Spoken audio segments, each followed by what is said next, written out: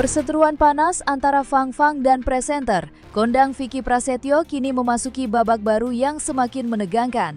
Usai berjuang melahirkan buah hatinya sendirian tanpa kehadiran sang suami. Fang Fang kini menolak untuk tinggal diam, merasa diabaikan dan tidak mendapatkan tanggung jawab moral maupun material. Pihak Fang Fang kini bersiap melancarkan serangan hukum secara masif. Tak tanggung-tanggung, strategi hukum berlapis telah disiapkan, mulai dari gugatan perdata hingga laporan pidana ke pihak kepolisian. Tensi pun kian memuncak, karena perseteruan ini kini menyeret lingkaran keluarga besar sang gladiator. Lantas, apa saja langkah hukum yang akan ditempuh demi menuntut keadilan bagi sang buah hati? Kali ini kita akan bedah 5 fakta mengejutkan di balik kesiapan Fang Fang yang siap menggugat dan melaporkan pihak Vicky Prasetyo usai melahirkan tanpa dinafkah. Mari kita simak selengkapnya.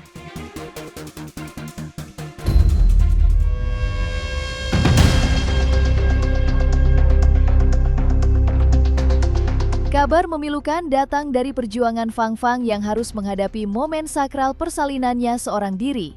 Pada Selasa 17 Juli 2026, Fang Fang berjuang di meja operasi dan berhasil melahirkan seorang bayi laki-laki tampan yang diberi nama Nathaniel Bennett Ryu. Namun, kebahagiaan itu seketika diselimuti rasa perih.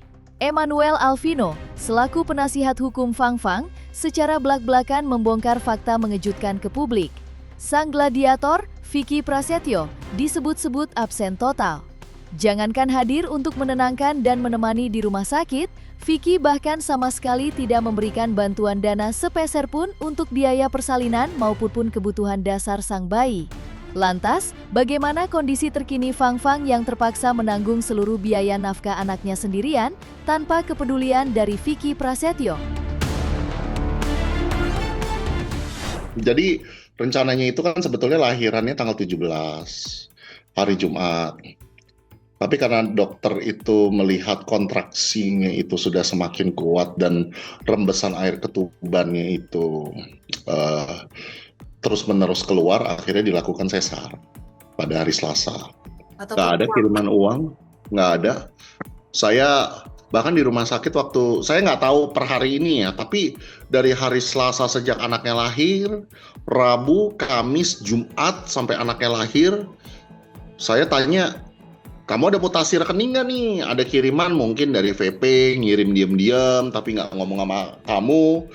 Kata Fang Fang tidak ada kiriman uang sama sekali. Popok aja enggak. Saya yang beli semuanya. Itu sudah disampaikan di dalam podcast Bunda Maya. Nanti boleh dilihat. Di situ Fang Fang menyampaikan bahwa dia tidak pernah menutup akses terhadap VP untuk menafkahi anaknya, ya minimal tanggung jawab lah dan behave like sebagai seorang ayah pada umumnya. Ini kan biar bagaimanapun anak biologis dari VP juga.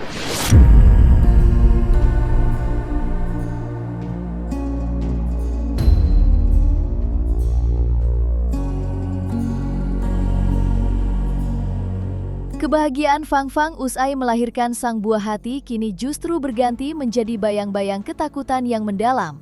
Bukan tanpa alasan, rasa cemas ini dipicu langsung oleh sebuah unggahan kontroversial dari suami sirinya, Vicky Prasetyo, di media sosial. Melalui penasihat hukumnya, Emmanuel Alvino, pihak Fang Fang membongkar sebuah pernyataan mengejutkan dari akun Instagram sang gladiator. Dalam postingan tersebut, Vicky secara terbuka menuliskan pesan kepada sang bayi bahwa dalam waktu dekat, ia akan segera tinggal bersama-sama dengan kakak-kakaknya. Statement sepihak ini tak pelak langsung memicu alarm bahaya.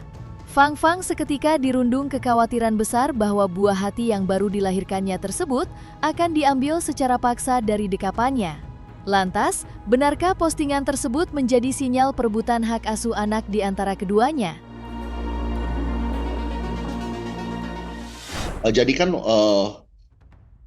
dari VP sendiri kan yang bikin postingan di Instagram ya kalau nggak salah ya. Di postingan Instagram itu VP mengatakan bahwa kamu kepada anakku yang akan lahir, kamu akan tinggal sebentar lagi, kamu akan tinggal bersama-sama dengan kakak-kakakmu. Kan VP membuat statement seperti itu di Instagram. Di situ Fang Fang memiliki asumsi bahwa wah berarti anakku mau diambil dong nih. Jadi Fang Fang itu memberikan respons dan reaksi terhadap apa yang VP posting di Instagram begitu.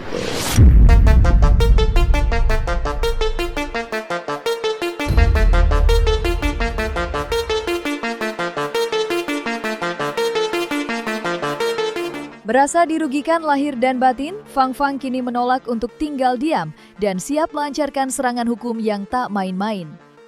Melalui penasihat hukumnya, Emmanuel Alvino, pihak Fang Fang menegaskan bahwa meski tidak ada unsur pidana langsung, tindakan sang gladiator telah memicu kerugian material dan imaterial yang luar biasa besar.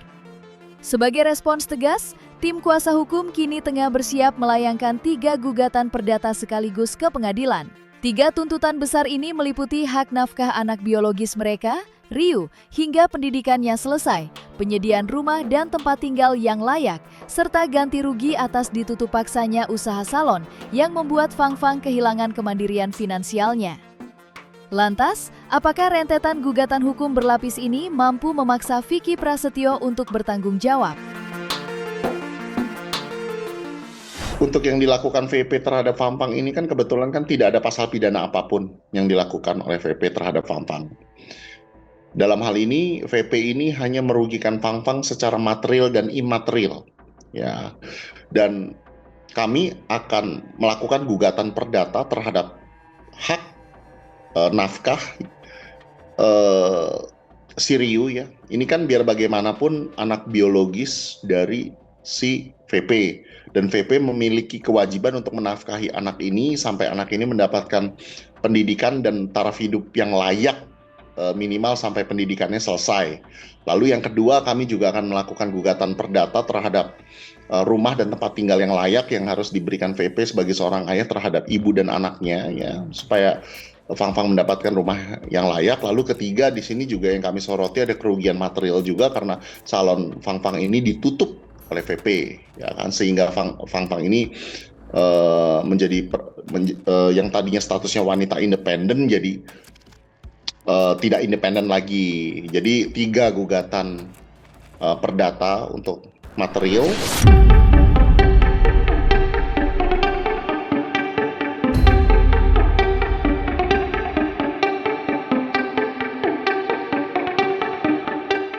Perseteruan antara Fang Fang dan Vicky Prasetyo kian memanas dan kini resmi merembet ke jalur hukum pidana.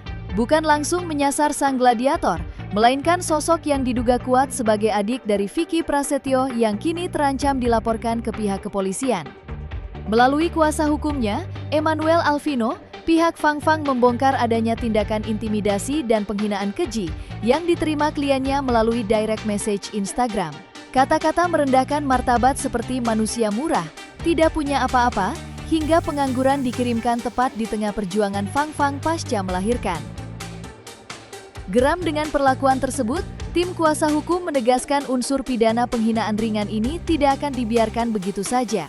Begitu jahitan operasi sesarnya pulih dalam kurun waktu 2 minggu, Fang Fang dijadwalkan langsung bertolak ke Jakarta untuk mendatangi Polda Metro Jaya sekitar akhir bulan Juli ini. Lantas, seperti apa detail bukti pesan intimidasi yang bakal diserahkan ke pihak berwajib? Yang keempat, untuk unsur pidananya itu kami tidak tujukan kepada VP, tapi kami tujukan terhadap akun Instagram yang kami duga adalah milik dari adik VP. Hal pertama yang akan dia lakukan pada saat jahitannya pulih adalah datang ke Jakarta untuk bertemu kami dan melaporkan DM intimidasi dan penghinaan itu dulu ke Polda.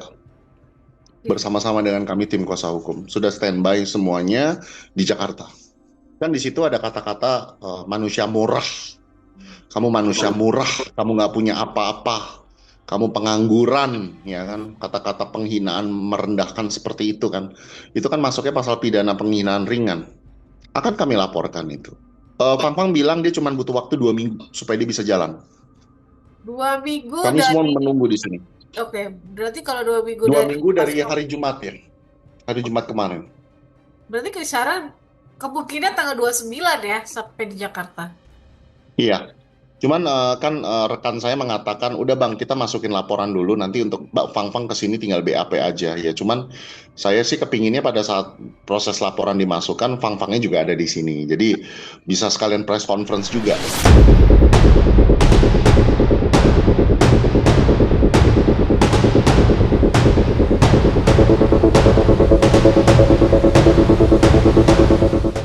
Meski diselimuti rasa kecewa mendalam, pintu komunikasi rupanya tidak sepenuhnya tertutup rapat.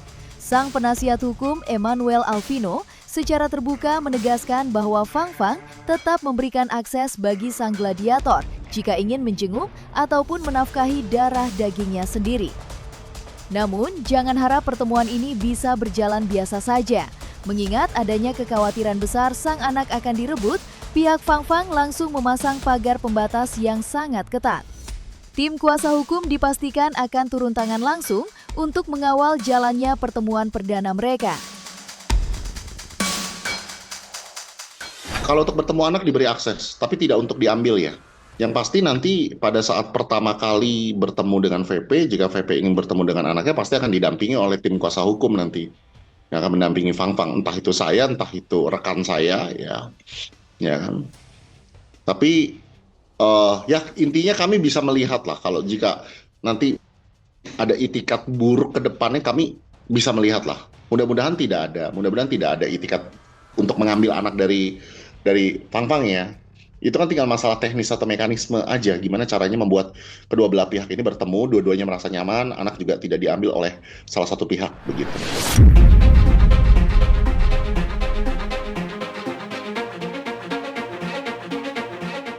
Dan jangan lupa untuk like, subscribe dan juga share channel YouTube Cumi Cumi.